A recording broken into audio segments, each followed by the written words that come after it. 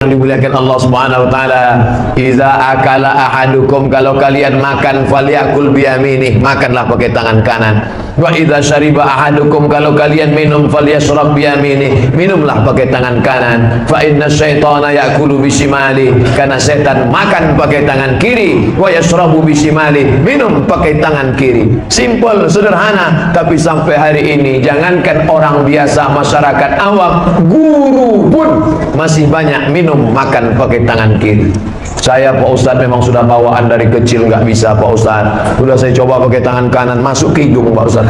Oke lah, an-nadir kal ma'dum, orang yang aneh macam tak ada, itu tak bisa dibawa hukum. Tapi pepatah Melayu mengatakan Allah bisa karena biasa.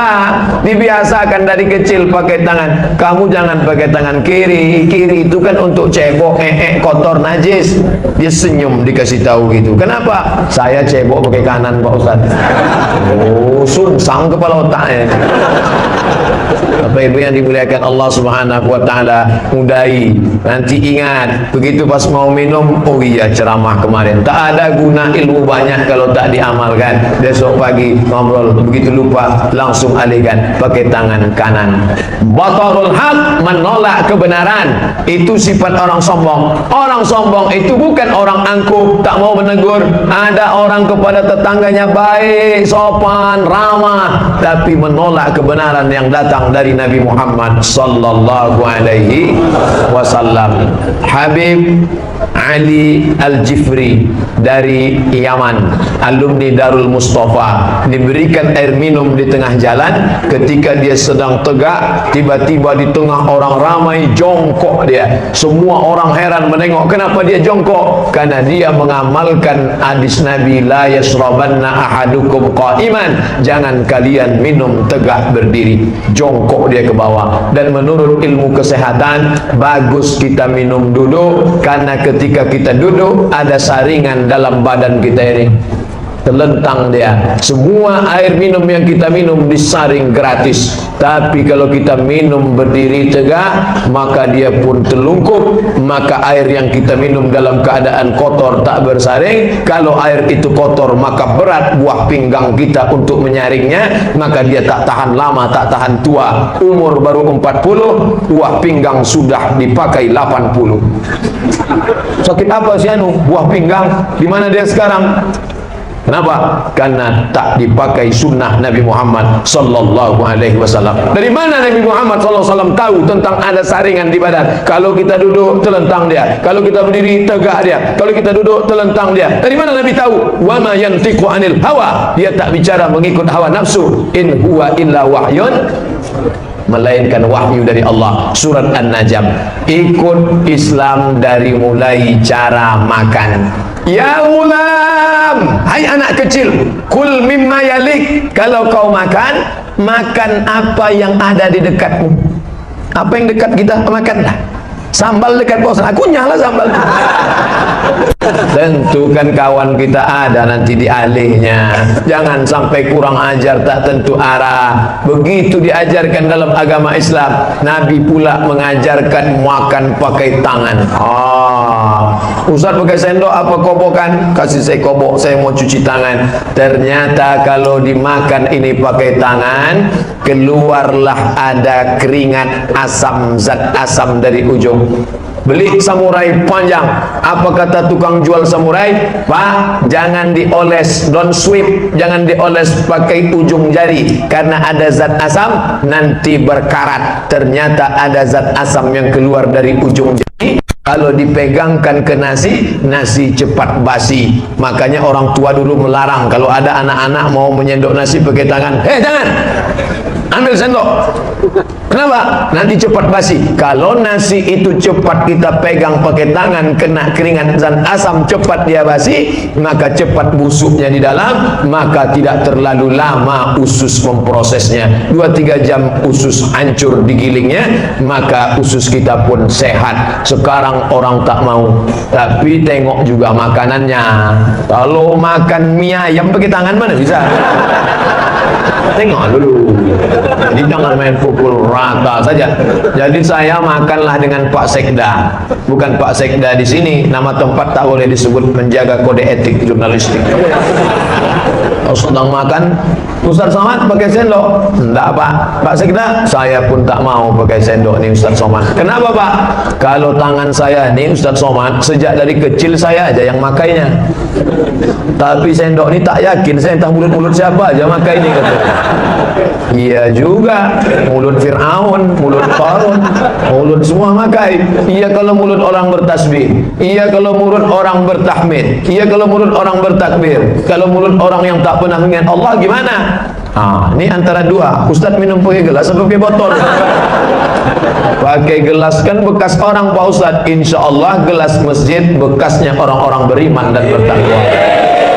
Baik yang dimuliakan Allah SWT, udkhulu fi silmi, masuk ke dalam Islam kafah, dari cara makan, cara minum. Kenapa Ustaz bahas makan minum? Nampaknya lapar Ustaz.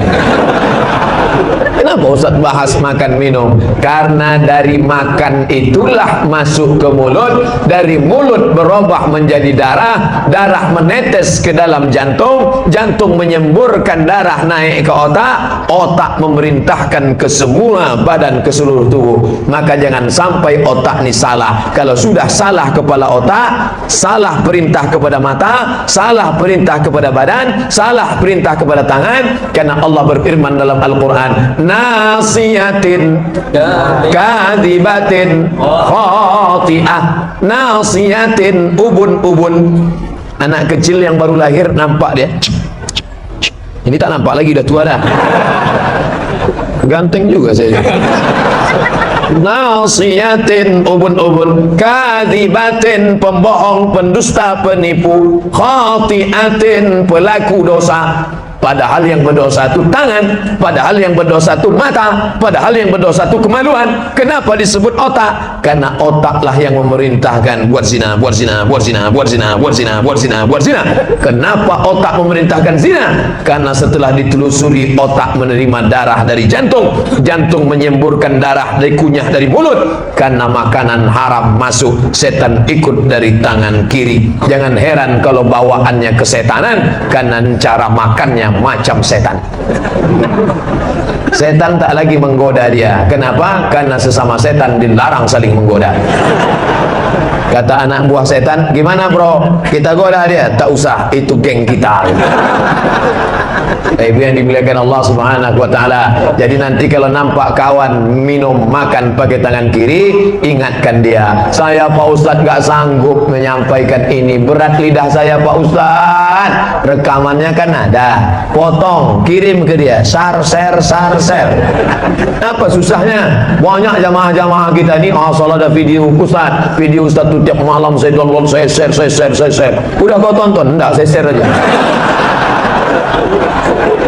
Saya ingin dapat royalti pahalanya aja Pak Ustaz. Tak bisa begitu saudaraku. Kau baca, kau tonton, kau pahami, kau share, kau ajak. Tak apa-apa dia tak marah kepada engkau. Masalah dia kau tegur, jangan makan pakai tangan kanan. Alah, baru 2 kali ikut pengajian udah mau berceramah pula. Biar aja dia marah sama saya. Nih kau tonton video nih. Siapa nih? Ini Ustaz Somad. Dari mana? Dari Pekanbaru Riau. Tak yakin aku nih Ustaz katanya. Makanya dituliskan panitia besar-besar, tengok Ustaz, kurang apa lagi itu? Abdul Somad LCMA lagi cemas menghadapi apa-apa. Makin kan ramainya sampai ke atas, luar biasa. Bapak Ibu yang dimuliakan Allah Subhanahu wa ta'ala. Maka dari cara makan, makanannya halal. Nasi uduk, nasi goreng, ayamnya halal, ayam penyet, ayam patah, ayam pop, ayam sungsang, ayam mati. Tapi dibeli dengan cara haram. Pak, saya mau ngurus KTP Pak, mau paket VIP, VVIP atau ekonomi? Waktu saya khutbah Idul Fitri, menangislah jamaah. Bagaimana nanti kita menghadap Allah? Sebesar apapun akan diminta tanggung jawab. Menangis di hadapan Allah. Jamaah semuanya menunduk. Ada yang menunduk menangis, ada yang menunduk mengantuk. Selesai tausiah, datanglah jamaah menjumpai saya. Ustaz Somad, ya, ketika tadi banyak jamaah yang menangis mendengarkan khutbah Idul Fitri Ustaz Somad, saya pun meneteskan air mata. Apa yang Bapak tangiskan? Yang kusedihkan bukan isi khutbah Ustaz, yang kusedihkan mereka yang menangis di tanah lapang ini saat Idul Fitri. Begitu nanti masuk kantor, mereka mengulangi lagi memakan haram, dan mereka akan bawa pulang, mereka suapkan ke anak istri mereka. Itu yang kutangiskan Pak Ustaz. Anaknya di rumah hijau, tak tahu apa-apa, istrinya lugu tulus, tak tahu mengerti, tiba-tiba dikasihkan duit haram. Bu, ini gaji. Taunya dia itu gaji, taunya itu adalah balasan dari jasanya di kantor. Dia tak tahu itu duit tunjang, duit sikut, duit tanduk, duit sundul, karena warnanya sama. Tak ada beda antara duit halal dengan duit haram. Andailah ada warnanya, yang halal putih, yang haram hitam, yang abu-abu, ya abu-abu lah warnanya. Tak ada. Maka bang, ini dapat kita ya, alhamdulillah, dijunjungnya. Terima kasih ya bang. Dibelikannya ke nasi, nasi masuk ke dalam piring, piring disuap ke mulut, piring pula disuap ke mulut.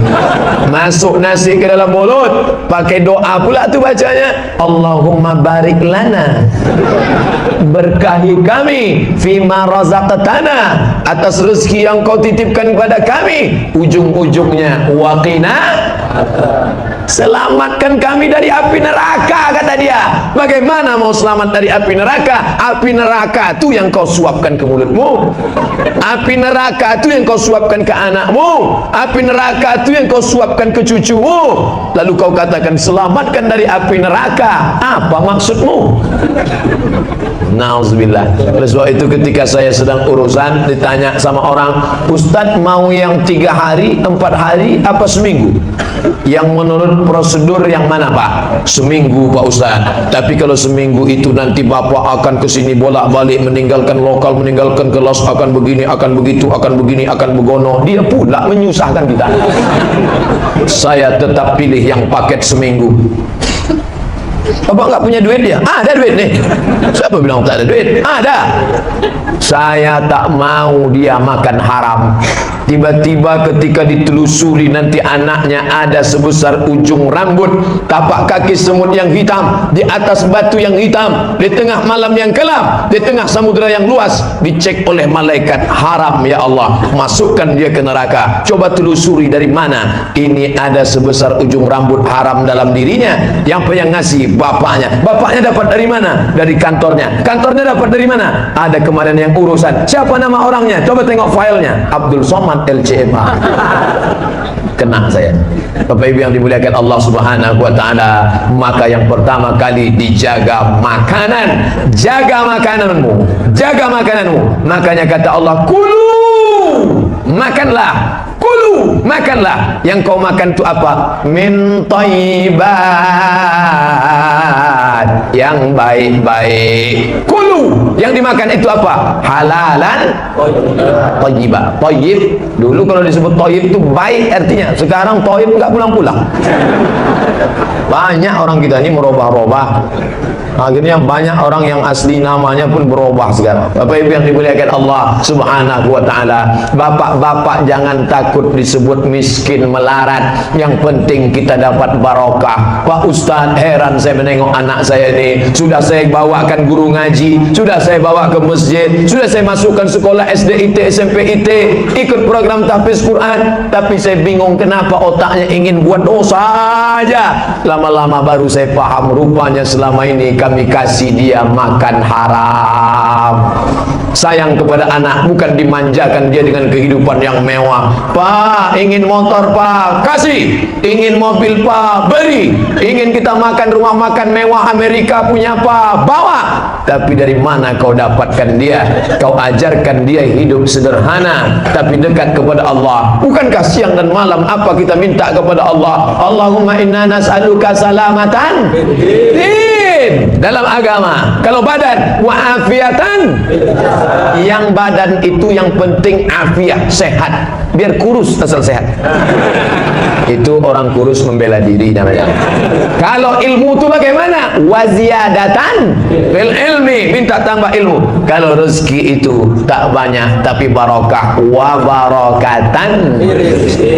Pak Ustaz, alhamdulillah anak saya baru lahir, silakan Ustaz datang ya. Yang didoakan itu apa? Barokah. Barakallahu laka fil mauhub, semoga Allah memberikan berkah pada anak yang dititipkan padamu. Wasyakartal wahid, semoga kau bersyukur kepada orang yang telah memberikan anak kepadamu. Waruzikta birrahu, kau dapat baktinya. Wa balagha asyuddahu, sampai dia usia dewasa. Pak Ustaz, besok datang ya pesta pernikahan anak kami, apa doanya? Barakallahu lakuma wa baraka alaikuma wa jama'a bainakuma, semoga Allah memberikan berkah. Hidup ini yang diminta adalah berkah, berkah, berkah. Untuk apa? Rumah besar, mobil besar, bini besar, tapi tak ada keberkahan di dalamnya. Makanya kalau kita tengok orang-orang Jawa, sampean Arab lungo nang di Arab lungo ngarap apa? Ngalap barokah, mengambil keberkahan, karena hidup ini barokah. Itulah yang kita ucapkan ketika kita jumpa tadi. Dari mulai tempat parkir saya turun dari kendaraan tadi, assalamualaikum Pak Ustaz. Waalaikumsalam warahmatullahi wabarakatuh. Kalau satu barokah, tapi kalau banyak panjang dia. Barakatuh. Muslimah satu, kalau banyak muslimat. Mukminat satu, kalau banyak mukminat. Kalau kumat satu, kalau banyak kumat. Yang ditengok itu adalah barokahnya. Apa syarat barokah itu turun? Walau anna alal qura amanu, seandainya penduduk Batam ini amanu, beriman, wattaqau, bertakwa, la fatahna, kami akan bukakan. Apa yang dibukakan Allah? Barokat, barokah, barokah minas sama, dari bumi, wal ar, dari langit. Terbalik itu Pak Ustaz. Minas sama, dari langit, wal ar, dari bumi. Kalau kalian beriman, kalian bertakwa, tak banyak yang kuminta pada Allah, dua saja. Nah, ini jangan dipotong nanti gambar nih. Banyak video-video saya dipotong, pas saya bilang gini dua, dibuatnya komen, jadikan aku yang kedua. Nah, siapa yang motong-motong video saya, mengotak-atiknya neraka jahanam tempatnya. Walau anna alal qura amanu, kalau penduduk negeri ini beriman, wattaqau, bertakwa, la fatahna alaihim barakat, kami bukakan barakah minas sama, dari langit, wal ar, dari bumi. Tapi kalau kalian kufur, ingkar, walakin kazzabu, mereka mendustakan ayat-ayat kami, akhadnahum, kami cabut, kami ambil, jazaan bima kanu, akibat dari perbuatan mereka. Jangan katakan Allah geram, jangan katakan Allah kejam, jangan katakan Allah murka, gara-gara perbuatan kita. Kalau kau masuk surga, itu karena Allah sayang padamu. Kalau kau masuk neraka, jangan katakan Allah kejam pada dirimu. Dari mana dapat Ustaz itu? Saya buat-buat aja. Bapak Ibu yang dimuliakan Allah Subhanahu wa taala, maka dari cara makannya betul, setelah makannya betul, masuknya betul, keluarnya pun betul. Dikeluarkan besok pagi, masuk kamar mandi, diatur lagi dalam Islam. Yang mana duluan kamar mandi sudah kebelet habis, tak ingat lagi Pak Ustaz, tak kaki mana duluan. Tetap kau ingat kaki kiri. Allahumma inni a'udzubika minal khubuthi wal khaba'is. Jangan ngobrol di dalam. Banyak orang ngobrol, ya sebentar. Iya. Kiki. Dalam kamar mandi kok ngobrol, nyebut nama Allah pula itu. Ya, insyaallah, insyaallah. Mana boleh? Insyaallah kata dia dalam kamar mandi. Maka matikan. Makanya tak boleh HP itu pakai ringtone ayat Quran. Kenapa tak boleh? Karena kalau dibawa ke dalam kamar mandi berbunyi dia. Pas masuk ke dalam Bismillahirrahmanirrahim, ada pula Muammar Z ngaji dalam WC ini. Kalau gitu kami robahlah Pak Ustaz ya. Ya, tapi robahnya jangan buat terlalu jauh. Ini dari Quran ke Kucing Garong. Oh, jauh betul itu. Bapak Ibu yang dimuliakan Allah Subhanahu wa taala, Nabi punya cincin di kelingking. Tulisannya Muhammad Rasul Allah. 3 baris. Muhammad Rasul Allah. Sekaligus untuk stempel. Nabi itu tak bisa tulis baca, mukjizat, tapi otaknya luar biasa. Maka kalau ada surat-surat dari kerajaan yang mau distempel, ini bagus untuk Pak RT, Pak RW, Pak Kadis, Pak anggota DPR. Pak, ini ada surat mau tanda tangan. Nah dia, jumpa di lampu merah pun bisa. Ini Pak. Ustaz, kenapa tak dibuat di kelingking? Kelingking saya kecil, kurus. Saya takutnya pas teriak Allahu Akbar, lepas dia. Jamaah sedang mengangguk. Masuk.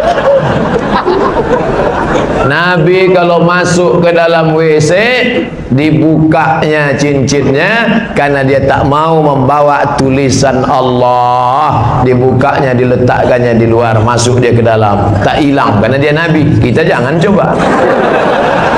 Di tangan pun hilang, apalagi di luar. Lalu kemudian selama di dalam tak boleh menyebut, tapi tetap mengingat Allah. Menyebut di lidah jangan. Nabi bolak-balik diucapkan Assalamualaikum ya Rasulullah, diam. Assalamualaikum ya Rasulullah, diam. Setelah 3 kali dia diam, setelah itu keluar dia dari dalam WC. Waalaikumsalam warahmatullahi wabarakatuh. Mengapa engkau tak menyambut salam ya Rasulullah? Aku tak ingin menyebut nama Allah dalam WC.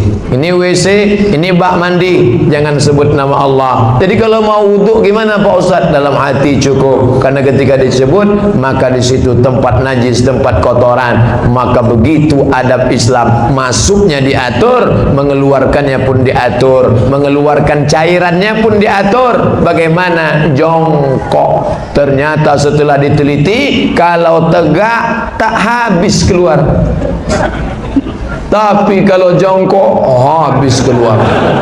Setelah habis keluar, batuk mendehem. Habislah dia. Tak habis, tak habis, tak habis. Akhirnya menggumpal. Itulah yang menyumbat paralon di dalam. Akhirnya merah muka, tersumbat, minta ampun sakitnya, dibawa ke rumah sakit. Kenapa? Rupanya pas ditengok pakai USG. Untuk itu USG juga. Pas dilihat, tengok, Pak, ada batu di dalam. Alhamdulillah. Loh, kok alhamdulillah? Saya memang sudah lama nyari batu. Batu kencing yang membeku di dalam jangan digosok jadi batu cincin karena najis. Ini bangga pula tu. Allahu Akbar. Hebat batumu. Iya Pak, dari Kalimantan apa dari mana? Batu kencing ini Pak. Najis tu, kenapa kau bawa? Campak kan? 2 kali salah. Jadi solat saya selama ini bagaimana? Ulang balik.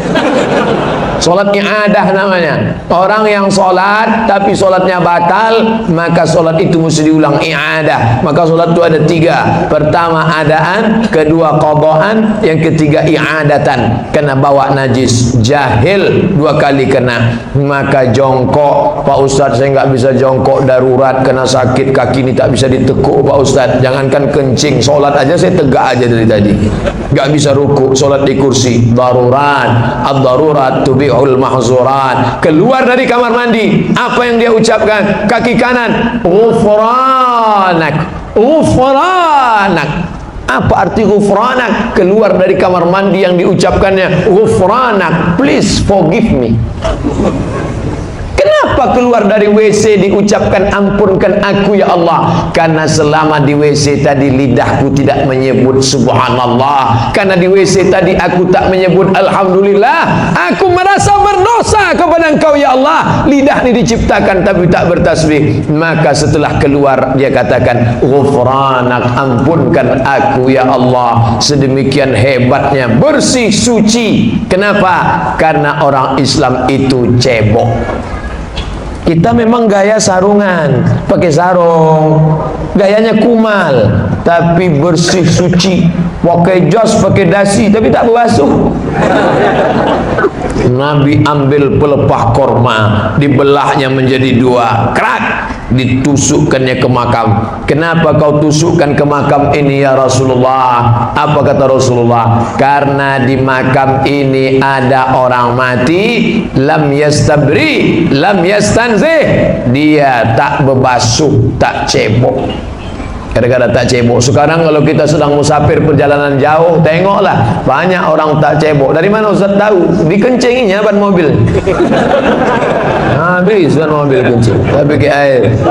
Oleh sebab itu ada seorang budayawan Melayu, kalau dia mau pergi kemana-mana sudah ada handuk, pakaian semua lengkap, dibawanya gayung satu.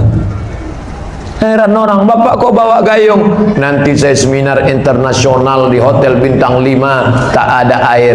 Bintang 3 masih ada keran. Bintang 4 masih ada air. Bintang 5 tak ada air sama sekali. Maka dibawanya gayung, cap gayung. Pentingnya sampai begitulah Islam mengajarkan. Carilah agama di dunia ini yang ngatur dari mulai memasukkan makanan sampai mengunyahnya, sampai mengeluarkannya. Perutmu itu kau bagi 3, sepertiga untuk makan, sepertiga untuk air, sepertiga untuk nafas. Jangan sampai semuanya makanan sampai tak bisa bernapas. Berisi semua. Begitu di ronsen sate sampai pas nampak di sini ayam panggang. Orang Islam itu makan hanya cukup untuk menegakkan tulang belakang. Kenapa Ustaz tadi bisa sholat, tulang belakang tegak? Allahu Akbar. Kenapa Ustaz bisa ceramah, tadi habis makan tulang belakang bisa tegak? Asal sudah tegak tulang belakang, stop. Jadi ibu, bapak, kalau nanti tengok bapak tu makanannya banyak betul, lalu ibu nanya, Pak, kata Ustaz kan nggak boleh makan banyak. Bapak kenapa banyak betul? Bu, aku kalau tak sebanyak ini tak tegak tulang belakang. Ini hanya untuk menegakkan tulang belakang aja nih. Udah agak tegak dia sikit. Tengok miring kan? Begitulah. Sekaranglah baru mereka tahu namanya terapi fasting. Apa itu fasting? Tahan makan. Ketika kita mau ke rumah sakit medical check up, diperiksa, Pak, Bapak mau periksa darah hari ini? Iya. Ayo kita masuk ke dalam ruangan. Begitu tangan mau ditusuk ngambil sampel darah, Bapak tadi sudah makan? Iya. Enggak jadi, besok Pak. Kenapa? Kalau Bapak mau cek darah harus tahan makan 24 jam, karena darah yang tidak ada makanan bersih, sedangkan yang sudah diisi makanan terkontaminasi. Bukan kata saya, kata dokter. Kalau tak percaya sama saya tak apa-apa, tak percaya sama dokter terlalu. Apa maknanya? Bersihkan darah dengan menjaga makanan, cara makan, mengeluarkan makanan. Begitulah Islam. Efek dari makan, muncullah nafsu libido seksual. Makan gulai ada santan masuk ke dalam, makan nasi karbohidrat, minum teh, minum kopi ada gula, panas badan, membangkitkan nafsu seksual. Masalah nafsu seksual pun diatur dalam Islam. Ada satu aliran tak boleh nikah. Perempuan itu hanya akan menjadi penghalang antara kita dengan Tuhan. Nanti kalau saya menikah, saya punya anak. Kalau anak ada, akan mengganggu saya dengan Tuhan. Istri ada, istri mengganggu dengan Tuhan. Kalau begitu saya tak perlu menikah, tak perlu punya anak. Maka bagaimana supaya tak bernafsu? Tak boleh makan daging, tak boleh makan ikan, tak boleh makan telur ayam, tak boleh makan minum yang bergizi. Lalu yang dimakan apa? Sayur. Sayur bahasa Inggris vegetable. Orang yang cuman makan sayur vegetarian. Maka bawaannya mau mati.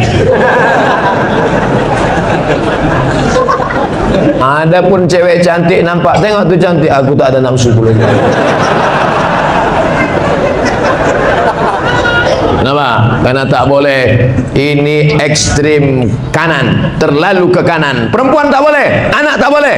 Yang satu lagi ekstrim kiri, bawaannya mau kawin aja, macam ayam. Bini orang, bini dia, habis garapnya semuanya. Ini aliran kiri, tahas semua dibantai. Lalu bagaimana dengan Islam? Islam jalan tengah. Jangan ke kanan, jangan ke kiri, jangan eka, jangan eki. Eka ekstrim kanan, eki ekstrim kiri. Islam jalan tengah. Fankihu, menikahlah. Siapa yang dinikahi? Ma tabalakum, perempuan yang baik-baik. Kau nikahi perempuan yang baik-baik. Masna, dua. Tengok, garis startnya bukan satu, dua. Wasulasa, tiga. Warubah, empat. Kau nikahi dua, kau nikahi tiga, kau nikahi empat. Tapi ayat itu masih koma, belum titik. Bu, ingat bu, kalau nanti malam bapak sholat tahajud ayatnya itu, dengar baik-baik. Ghairil maghdubi alaihim waladdallin, amin. Fankihu ma taba lakum minan nisa masna wa sulasa wa rubah. Allahu akbar. Itulah kalau istri ngaji dia paham maksud Allah. Bang kan ada sambungannya tuh bang. Apa sambungannya? Lupa bang. Fa in khiftum alla ta'dilu, kalau kau tak sanggup berlaku adil, fawahidah, only one. Only one. Satu aja cukup. Pol istri saya Pak Ustaz. Di mana dia belajar? Video saya. Saya kan membela kaum perempuan. Tapi dalam suatu undangan adalah bapak-bapak menggandeng dua perempuan. Ustaz Somad, ya itu bininya dua-dua. Masa? Kok bisa? Itu istri yang kedua itu, ya istri pertama yang mencarikannya. Kok bisa? Ya bisa lah. Kenapa begitu? Karena istri pertama itu tak tahan. Karena bapak itu 300 tenaga kuda bang. Daripada suami saya ini berzina, maka saya carikan katanya. Tapi tak semua laki-laki macam itu. Ada yang di tempat kita ini, saya Pak Ustaz satu aja cukup. Saya ini orangnya setia. Memang beda-beda tipis antara setia sama takut, itu beda-beda. Ibu yang dimuliakan Allah Subhanahu wa taala, Islam melarang berzina. Jangan kalian berzina, tapi dia macam ibarat pintu emergency door. Naik kita ke pesawat, Anda pesawat menuju Batam. Ladies and gentlemen, kepala buku ditempel semen.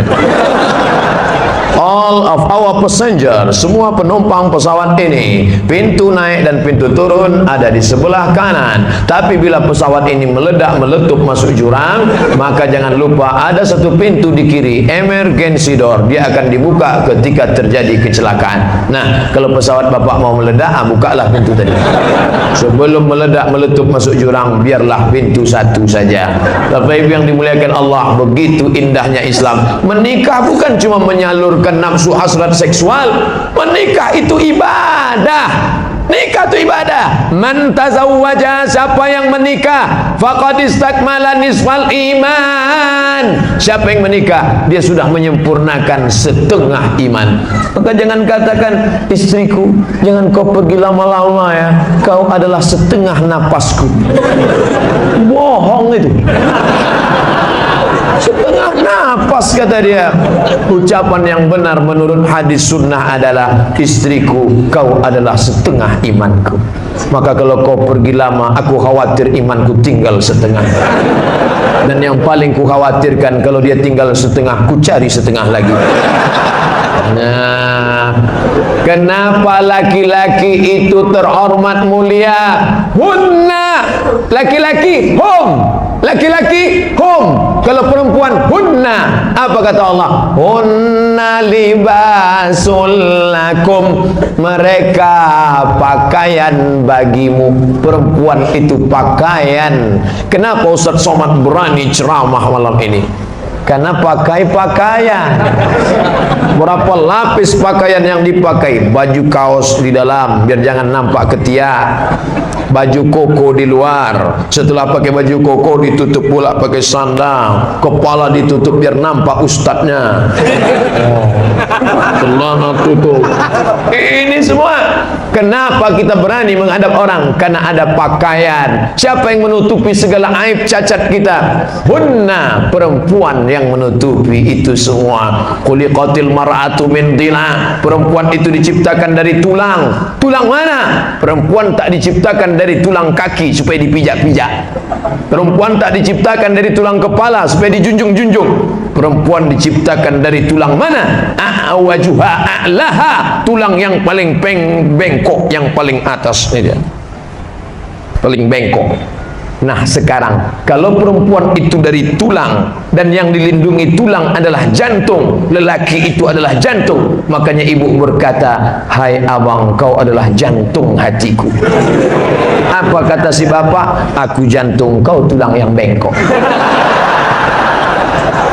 Kenapa jantung ini bisa selamat di dalam? Karena ada tulang yang memagarinya di luar. Kalau ada orang berkata selama ini, perempuan, aku yang melindungi kau, adikku, aku yang melindungi kalian, istriku, aku yang melindungi kalian. Sekarang kenyataannya, laki-laki melindungi perempuan atau perempuan yang melindungi laki-laki?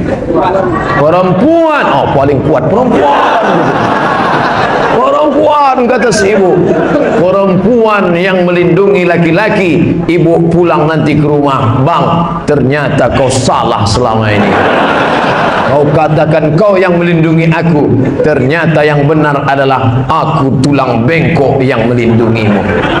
Ini tulang ni bengkok. In aghazta aqamta kasartaha. Kalau kau paksa dia harus lurus, kau paksa dia lurus, patah dia. Tapi kalau kau bengkok, kau pun jadi orang bengkok. Berapa banyak laki-laki mengikut perempuan bengkok menjadi laki-laki bengkok. Ustadz kalau ikut bini, ustadz bengkok namanya. Pejabat kalau ikut bini, pejabat bengkok namanya. Tapi serba salah, dipaksa dia lurus, patah. Diikut dia, bengkok. Makanya banyak laki-laki, kalau gitu saya kawin sama laki-laki aja lah Pak Ustadz. Jangan, itu LGBT namanya, dilaknat Allah Subhanahu wa taala. Maka dalam Islam menikah adalah ibadah, tapi jangan diinterpretasikan menurut kepala otak benak kita sendiri. Ini banyak laki-laki sekarang, ustadz berceramah, pandai pula dia menambah-nambah ceramah itu. Balik dia ke rumah, dibantainya diam, nikah siri diam-diam. Nah, hidup di zaman Nabi SAW, apakah kita sebagai hamba Allah dapat melawannya? Dajjal, kata Nabi SAW, dalam solat kita selalu minta 6 kali, dalam solat 5 kali. Allahumma inni a'udzubika min azabi jahannam, wa min azabil qabri, wa min fitnatil mahya wal mamat, wa min syarri fitnatil masihid. Kenapa ada Al-Masih di belakangnya? Al-Masih Isa, Al-Masih Dajjal. Karena bentuknya sama macam Al-Masih Isa, tapi dia Dajjal yang palsu. Ini HP Samsung, iya. Ini yang palsu, Samsung Dajjal. Ini kamera Sony, iya. Ini Sony yang palsu, Sony Dajjal. Jadi Dajjal itu artinya palsu.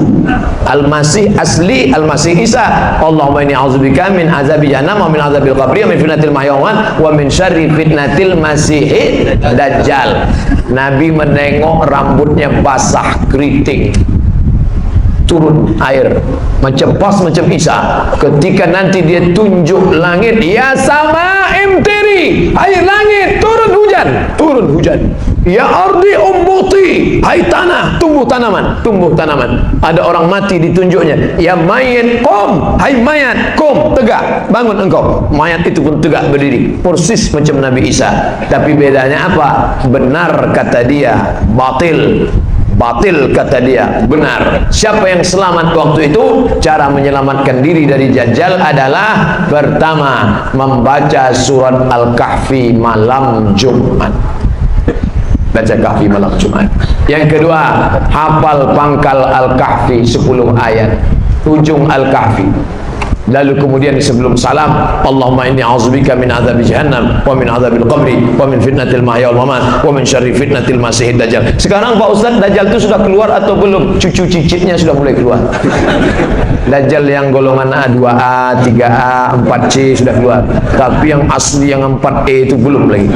Dan kita minta andai dia keluar, kita selamat dari fitnah Dajjal insyaallah. Amin. Apakah boleh kita makmum ke orang yang tak semazhab dengan kita? Contohnya imamnya Hanafi, kita Syafi'i. Karena Ustaz di masjid kami bilang tidak sah solatnya. Tolong tunjukkan rujukannya Pak Ustaz. Kalau Ustaz ini mengatakan tidak sah solat beda mazhab, maka semua jamaah Batam yang ada di Masjidil Haram tidak sah solatnya. Karena orang Batam mazhabnya Syafi'i, sedangkan imam Masjidil Haram Syekh Abdurrahman Sudes mazhabnya Hambali. Saya tinggal di Maroko 2 tahun. Maroko itu mazhabnya Maliki. Berarti sholat saya 2 tahun itu mesti saya gantilah. Maka buka buku 37 masalah populer dalam masalah mazhab, solat beda mazhab, maka solatnya sah. Imam Syafi'i bermakmum kepada mazhab Hanafi ketika beliau berada di Irak. Kampung Imam Hanafi namanya Kufah. Imam Hanafi meninggal tahun 150 di Kufah. Imam Syafi'i selama di Kufah bermakmum kepada mazhab Hanafi. Saya tak fanatik terhadap mazhab. Idza qanatal imamu fa qanata. Kalau saya solat subuh di masjid, mazhab saya Hambali, imamnya mazhab Syafi'i, imamnya berkunut. Bagaimana sikap saya, Syekh? Kata Syekh Ibnu Utsaimin di Saudi Arabia, kalau imammu berkunut, angkat tangan kau ucapkan amin. Allahumma hdina fi man hadain, amin. Wa afina fi man afain, amin. Wa tawallana fi man tawallait, amin. Wa barik lana fi ma a'tain, amin. Wa qina bi rahmatika syarra ma qadait, amin. Sisanya tak diaminkan karena sisanya itu bukan doa tapi sana. Fa innaka taqdi wa la yuqda alaik. Kayak yang hafal ikut. Fa innaka taqdi wa la yuqda alaik wa innahu la yadhillu man walait wa la yu'izzu man adait. Rabbana wa ta'ala falakal hamdu ala ma qadait, nastaghfiruka wa natubu ilaik. Wa sallallahu ala sayyidina Muhammadin nabiyil ummi wa ala alihi washabbihi wa baraka wasallam. Yang tak hafal gerak kenanya. Idza qanatal imamu fa qanata wa illa fala. Kalau imammu berkunut maka kau ikut berkunut. Kalau imammu tak berkunut jangan kau buat kunut sendirian di belakang. Selama ini saya makan haram biarpun sikit. Setelah mendengar ceramah Ustadz, saya mau berubah, nggak akan makan haram lagi. Mantap, mantap. Kalau andai dia kirim ke WA, saya kasih 3 jempol. Apakah masih ada efeknya nanti kepada anak-anak saya, Pak Ustadz? Illa man taba, siapa yang taubat, wa amana, beriman, wa amila amalan salihah, beramal soleh. Taubat, beriman, beramal soleh. Ulaika yubaddilullahu sayyiatihim hasanat. Diganti Allah yang buruk-buruk dulu menjadi yang baik-baik. Mudah-mudahan kita termasuk yang itu insyaallah.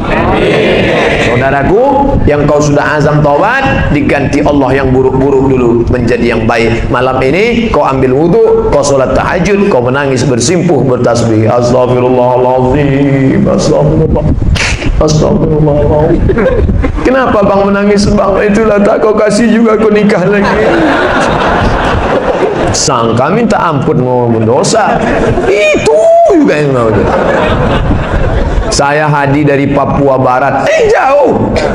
Tepatnya di Raja Ampat. Saya mau bertanya, Ustadz, bagaimana cara bertaubat dengan fulus? Oh, tulus. Dua pula dikasihnya F sangka. Rukun taubat pertama, an-nadamu fil qalbi, menyesal dalam hati, menyesal. Yang kedua, al-iqraru bil lisani, dengan lidah, astaghfirullahalazim, agak panjang, astaghfirullahalazim alladzi la ilaha illa huwa al-hayyul qayyum wa atubu ilaih. Yang lebih panjang, Allahumma anta rabbi la ilaha illa anta khalaqtani wa ana 'abduka wa ana 'ala 'ahdika wa 'ahdika mustata'tu a'udzu bika min syarri ma sana'tu wa a'udzu bika bi ni'matika 'alayya wa bi dhanbi faghfir li fa innahu la yaghfiru dzunuba illa anta. Tak hafal saya Pak Ustaz, cari di Google. Sayyidul istighfar, enter, print, cetak, tempel, di mana sering ditengok-tengok. Kebetulan di kantor, tempel kantor. Allahumma anta rabbi, ibu-ibu yang masak tempel dekat kuali. Allahumma anta rabbi la ilaha illa anta khalaqtani wa ana 'abduka wa ana 'abduka. Al-iqraru bil lisan, an-nadam bil qalbi, menyesal dalam hati. Al-iqraru bil lisan dinyatakan dengan lidah. Al-iqmaru alla ya'uda ilaihi abadan, bertekad kuat tidak akan balik kepada perbuatan ini. Istighfar. Ayolah bro, kita ke karaoke malam ini. Tidak. Aku kalau sudah kukatakan taubat kepada Allah, sekalipun ke karaoke ini tidak, sekali tidak. Kami yang bayar. Ayolah.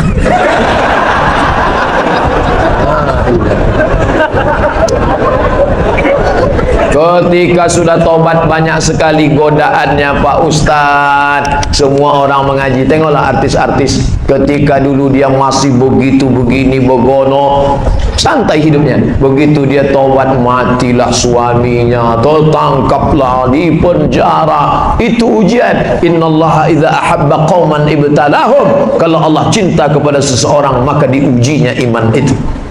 Dulu saya sebelum ngaji ini tak ada susah, nyantai aja. Begitu saya ikut pengajian Pak Ustaz, la ilaha illallah, pas balik helm hilang.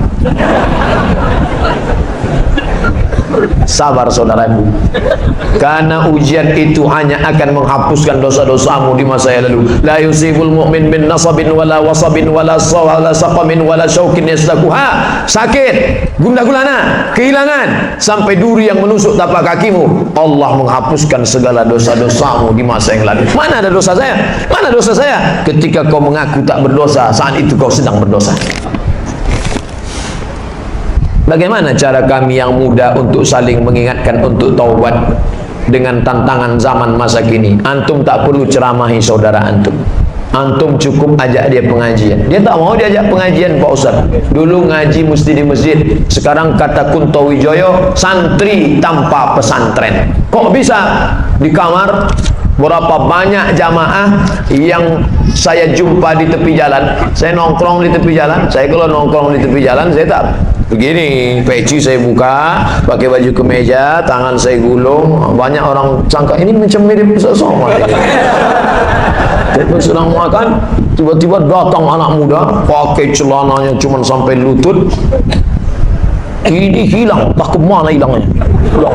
Yang atas ini panjang, ikatnya sampai sini, pakai anting. Pas saya sedang makan, ditengoknya saya lama. Saya dah curiga ini intel nampaknya. Ditengoknya lama. Lama-lama mendekat, dia disalamnya saya. Ustaz, saya sering nengok video Ustaz. Ternyata mereka tak ke masjid, tapi mulai mendengar. Saya yakin mereka akan merubah. Kirimkan. Aku tak suka lah ceramah Ustaz Somad itu. Aku lebih suka ceramah Buya Yahya. Dia pakai sorban, pakai jubah 2 lapis. Itu style, dia suka dia. Jangan paksakan mesti ikut Ustaz kita. Aku sukanya Ustaz yang janggut panjang-panjang lah, kata dia. Dia serah. Itu pintunya saja. Yang penting dia menuju kebaikan jalan Allah Subhanahu wa taala. Nah, jadi jangan balik dari sini kalian kumpulkan kawan-kawan sini, kawan-kawan. Assalamualaikum warahmatullahi wabarakatuh. Tak bisa gitu. Kawan-kawan itu bukan dia respect, malah tengok lucu ente gitu. Usulkan ke ketua masjid, Pak Ketua Masjid, ini kan di lingkungan kita ini banyak anak-anak muda. Sementara jadi lidahnya lidah ketua masjid yang dipakai. Dekati Pak RW, dekati Pak RT. Pak RW, Pak RT, gimana kalau subuh Ahad nanti kita buat pengajian, anak muda kita undang ustadznya? Boleh kata Pak RW, kata Pak RT. Aku pun anakku ni pusing, aku nengok dia tak pernah sholat subuh. Nah, acaranya apa kita buat? Pelatihan mandi jenazah, Pak. Oh jangan. Latihan mandi jenazah mahal itu modalnya, kata Pak RW. Kita nanti beli bonekanya lagi, berapa harga boneka untuk mandi? Tenang aja Pak RW, itu usah pakai boneka, anak Pak RW itu kita mandikan. Apa boleh seorang suami menikah lagi tanpa sepengetahuan istri pertama? Poligami diam-diam. Apa hukumnya dalam Islam dan bagaimana pandangan Islam? Dua saya jelaskan. Pertama pandangan negara, yang kedua pandangan agama. Menurut pandangan agama Islam, sah nikah kalau cukup rukun dan syarat. Ada mahar, ada ijab, ada qabul, ada wali, ada dua orang saksi. Aku nikahkan engkau dengan anakku dengan mahar seperangkat alat salat dan sebentuk cincin emas tunai. Sah, tak ada syarat izin istri pertama menurut hukum fikih. Tapi menurut hukum Republik Indonesia tidak sah nikah kecuali izin istri pertama. Maka siapa yang mau poligami, mintalah istri membuat surat pernyataan ditandatangani matre 6.000. Saya yang bertanda tangan di bawah ini, dengan ini tidak ada keterpaksaan bahwa saya ridho dan setuju bahwa suami saya menikah sekali lagi. Setelah itu dibawalah kertas tadi ke pengadilan. Nanti pengadilan akan memanggil istri, memanggil suami. Lalu ditanyanya, hai ibu istri pertama, ya benarkah ini surat tanda tangan ibu? Betul Pak Hakim. Apakah selama ini tidak ada masalah dalam rumah tangga ibu? Tak ada Pak Hakim. Jadi intinya ibu setuju, ya setuju. Cepatlah pukulkan palu dulu. Kalau bisa jangan ke meja tuh, kepala suami saya ini betul. Maka kata Pak Hakim, dengan ini sah. Maka dengan ini sah. Lalu dengan modal secari kertas tadi, maka menikahlah dia. Kalau tidak, maka istri pertama bisa menuntut ke pengadilan. Nah, itu dia. Di Batam saya tak tahu di mana kantor. Kalau di Pekanbaru nanti saya tunjukkan kantornya. Apakah nikah muda itu salah? Nikah muda bagus. Saya menyesal nikah udah tua. Kalau tahulah saya nikah muda itu baik, begitu habis sunat nikah langsung. Untuk menghindari zina Pak Ustadz, disuruh nikah tapi belum siap. Saya baru pulang dari Mesir seminggu yang lalu. Hari Rabu saya pulang. Waktu terakhir berjumpa dengan adik-adik, saya katakan, kalian kalau ada anak lajang yang sedang kuliah, kebetulan ada perempuan yang juga dikirim belanja dari orang tuanya, cocok kalian, bagus kalian menikah. Tapi dengan syarat perjanjian yang ketat. Adinda, aku belum bisa cari makan, aku kiriman orang tuaku, kau pula dikirim orang tuamu. Bagaimana kalau kita merger aja? Yalah bang, kata dia, daripada kau diambil orang lain, bagus aku yang mengambil. Bagus nikah. Tapi orang tua saya ini tak paham tentang ini Pak Ustadz. Dia maunya saya kepribadian dulu, mobil pribadi, rumah pribadi, kebun pribadi. Gimana nih Pak Ustadz? Maka pahamkanlah orang tua. Jangan balik dari sini dudukkan ayah, dudukkan emak. Assalamualaikum warahmatullah. Jangan. Berapa banyak kita ini ingin jadi ustadz, bukan begitu caranya. Panggil nenek mama, alim ulama, ceri pandai, tokoh masyarakat. Pak, aku mau menikah di usia muda, takut berzina, tapi ayahku tak setuju. Bisa bapak bicarakan dengan ayah? Maka si bapak pun bercerita, anakmu itu ku tengok sudah agak gatal betul ya. Bolehlah kau nikahkan. Nah, jadi idenya dari kita, tapi kita pakai lidah orang-orang tua yang didengar. Kira-kira bapak kamu itu cakap siapa yang dia dengar? Ayah saya ini pegawai Pemprov Pak. Kalau atasan dia ngomong, insya Allah cari atasannya ngomong. Ayah saya ini ngefan betul sama Ustadz Fulan Pak. Panggil Ustadz itu, suruh Ustadz. Ada imam di masjid Jabal Arafah namanya Ustadz Haruna Hasim. Ayah saya jamaahnya Pak. Panggil Ustadz Haruna. Ustadz tolong ngomongkan ke dia. Kata Ustadz Haruna, bagus betul kalau anak bapak itu nikah. Iyalah saya setuju lah kalau gitu. Makan dan minum sambil duduk, tapi saya pernah disuruh minum sambil berdiri waktu minum air zam-zam Pak Ustaz. Pas minum air zam-zam berdiri. Mana? Ada dalilnya tak Pak Ustaz? Ra'ana Rasulullah sallallahu alaihi wasallam yashrabu zam-zam qa'iman. Nabi sallallahu alaihi wasallam minum air zam-zam berdiri. Nah, kata Ustaz Samad minum duduk. Kenapa Nabi Muhammad minum berdiri? Kenapa minum air ini mesti duduk? Karena waktu duduk saringannya telentang, ketika berdiri saringannya telungkup. Minum air zam-zam berdiri tak perlu pakai saringan, karena air zam-zam air yang tersuci di dunia. 2-0 orang yang mengejek Nabi SAW. Ini Nabi kalian ini pelintat-pelintut nih. Suruhnya orang minum duduk, dia sendiri minum berdiri. Kau yang mengejek Nabi Muhammad, nampak jahilmu 2 kali lipat. Kenapa minum berdiri? Nabi minum berdiri karena air Zam-Zam tak perlu disaring, air yang paling suci di dunia. Waktu saya pergi ceramah ke Kuala Lumpur, ada bapak-bapak punya air penyaring dari Jepang, made in Japan. Made in China tak laku sama dia. Lalu kemudian datanglah orang Jepang tadi, kata si bapak tadi, hebat air yang disaring pakai ini. Oh hebat pak, tunggu sebentar ya. Dia masuk ke kamar, dibawanya air Zam-Zam. Tolong bandingkan sama ini. Loh kok lebih bersih ini? Ini dari Mekah ya kata dia. Iya tahu juga rupanya dia. Walaupun dia tak bersunat, tahu dia mana air ini. Itulah hebatnya. Gimana cara menghadapi suami yang susah bangun untuk sholat subuh Pak Ustadz? Idealnya, ini yang bertanya ini pasti perempuan. Idealnya, bapak tuh yang membangunkan ibu. Diambilnya air, memercikkan air ke wajah ibu untuk ngajak tahajud. Bangun! Itu kalau nikahnya udah 20 tahun. Tapi kalau yang baru pengantin baru kemarin, wake up my honey, wake up my darling, mestinya begitu. Tapi nasib ibu apa boleh buat, jangan ibu mengutuk nasib. Bagaimana Pak Ustadz? Dalam hadis pun dikatakan sebaliknya, si istri pun boleh memercikkan air, cuman hati-hati, takutnya dia preman tengik ditembak. Oleh sebab itu bang, abang sholat lah bang, aku tak mau sekamar sama babi hutan bang. Bayanglah bang, sekarang umur ini cepat matinya bang, karena ada lagunya tuh bang, orang kaya mati, orang miskin mati, orang mati, abang pun akan mati. Sembayanglah bang, nah, insya Allah sembayang dia. Tengok ada tuh bang, ada orang batuk mati, minum kopi mati. Masa ada orang minum kopi mati? Ya kopi Mirna kemarin mati dia bang. Saya ingin mendaftar haji seizin suami saya. Apakah boleh saya berangkat haji tanpa suami atau tanpa mahram Pak Ustadz? Pendapat Imam An-Nawawi dari kalangan mazhab Syafi'i, kalau keberangkatan itu untuk haji dan ada aman perjalanan, maka boleh tanpa mahram. Aman, suami izin, aman perjalanannya. Ada ketua kloter, ada tim pembimbing ibadah, ada dokter, 3 orang yang dibiayai oleh negara, lalu kemudian pula ada security, aman, maka boleh berangkat. Bukan kata Abdul Somad, jangan salahkan Abdul Somad. Saya ngutip-ngutip aja nih. Kalau mau marah-marah sama imam-imam, jangan sama saya. Mohon jelaskan tentang pajak 2,5%. Mana ada pajak 2,5%? 15% pajak. Pajak pendapatan, itu zakat. Apakah boleh dikumpulkan dulu selama setahun, setelah itu baru didistribusikan di kampung halaman?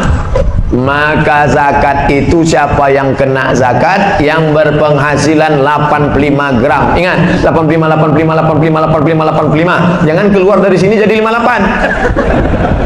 Dalam perjalanan hidup ibu bapak, laut 85, apa yang paling berkesan? Ingat itu, 85 gram emas. Kalau penghasilanku sebanyak itu, maka aku sudah kena zakat. 85 gram sekarang harga emas 500.000, maka 85 kali 500 sama dengan 42.500.000. Dibagi 12 bulan, 42.500.000 bagi 12 sama dengan 3.600.000. Payah ngitung 3.600.000, 4 juta. Siapa yang berhasilan 4 juta, keluarkan zakat 2,5%, 25.000, 25.000, 25.000, 25.000. Yang punya zakat, yang punya duit 4 juta, zakatnya 100.000.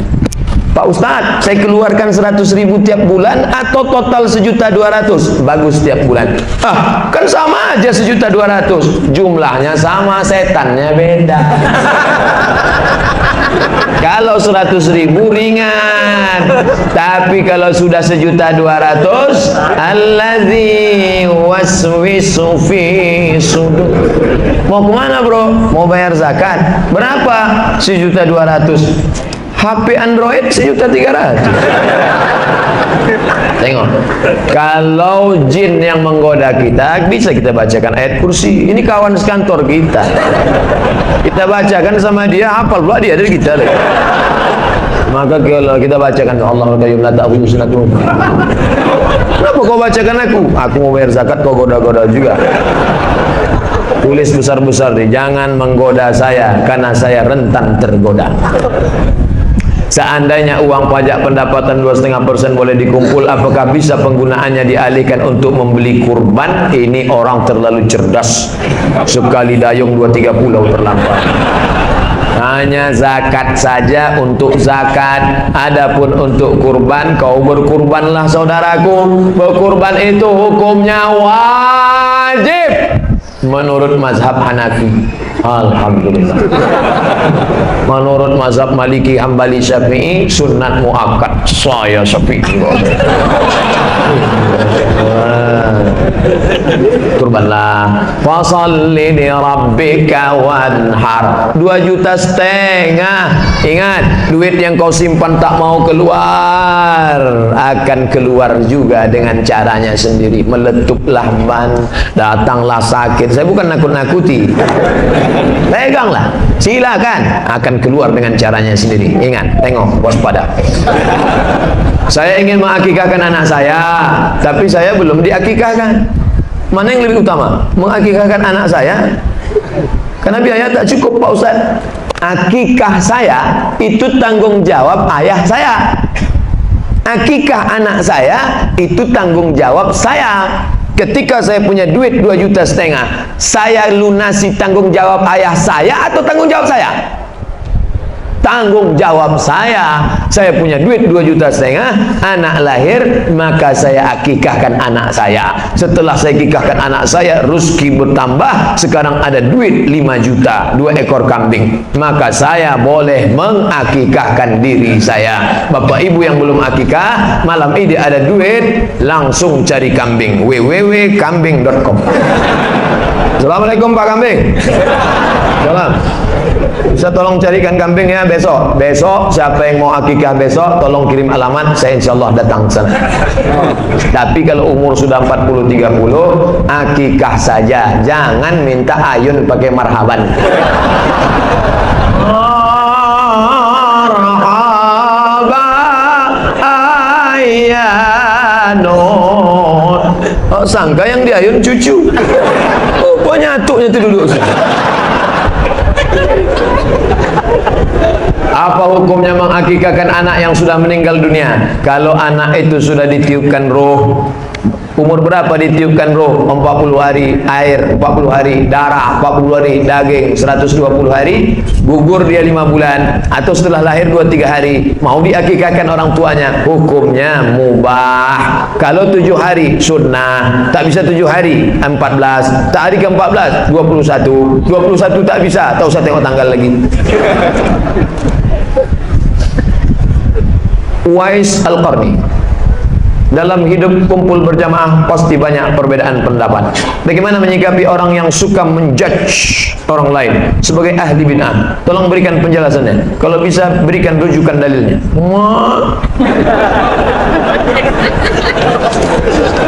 Tidak boleh. Ini saya kutip pendapat Ustadz Abdullah Hadrami, saudara kalangan Salafi dari Malang.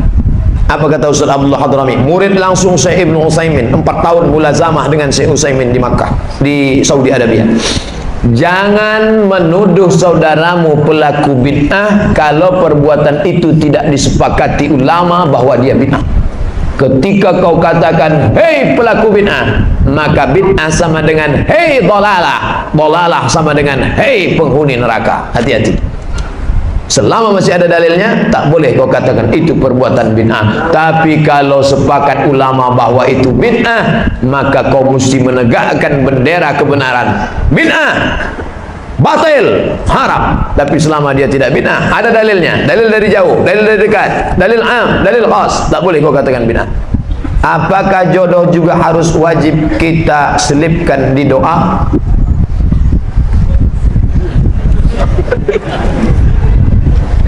Minta rezeki kepada Allah. Allahumma rzuqna rizqan halalan thayyiba. Istri itu rezeki atau tak rezeki? rezeki, duit rezeki, kebun rezeki, rezeki. Makanya kita diajarkan doa, Rabbana hablana min azwajina, berikan kepada kami istri, wa zurriyatina, anak-anak, qurrata a'yun, yang sejuk dipandang mata. Keluar kita dari rumah panas, begitu menengok dia sejuk mata kita menengok. Masya Allah. Sedang lelah, di kantor ditekan atasan, di jalan kena razia pula. Begitu sampai di rumah, datang dia membawakan sejuk rasa abang. Iya bang, baru hidupkan nasi.